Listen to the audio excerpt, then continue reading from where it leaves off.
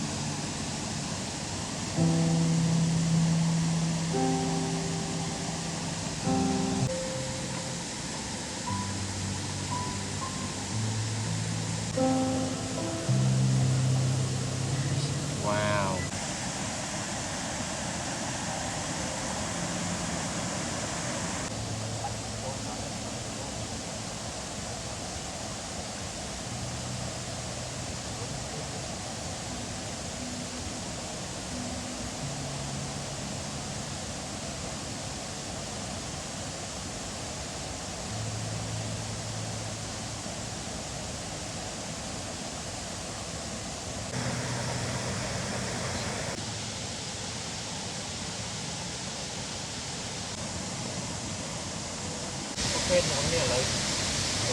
đồ kê ấy ngay nó ấy thì phải tập trung lên việc làm lại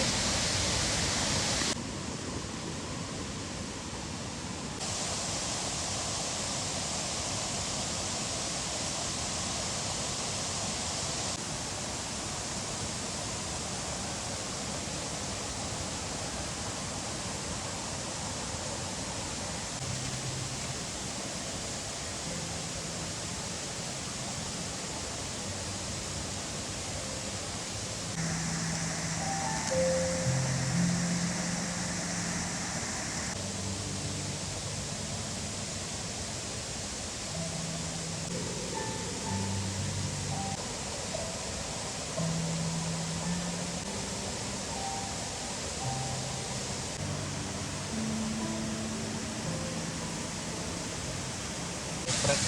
ឥឡូវយើងកំពុងដាក់បាយឥ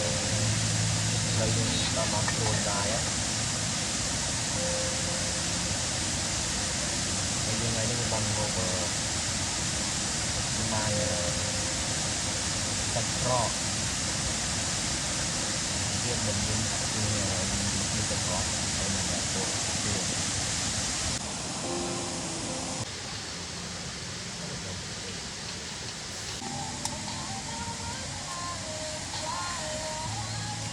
ចំណុចអី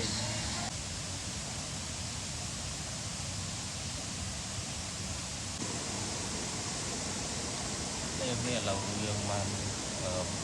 ហូបយើងក្នុងឥឡូវយើងកំពុងតែហូប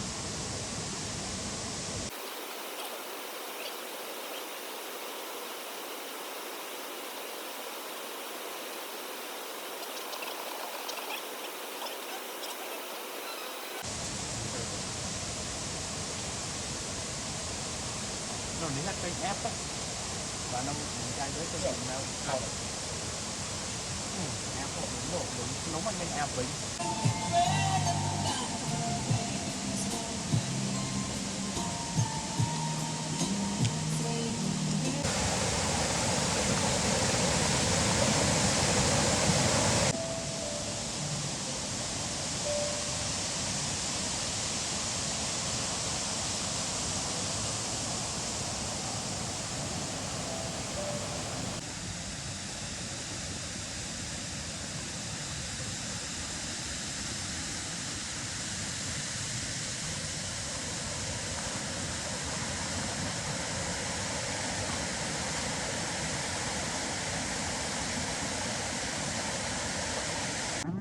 ok baឥឡូវយើងបានមកដល់ក្រមហើយយើងធ្វើដំណើរគឺជិញទៅផ្ទះវិញឥឡូវយើងបានមកដល់ខោមហើយឡូវជាតិនៅជាតិហើយត្រូវជើងទៀតចង់បាក់មេជើង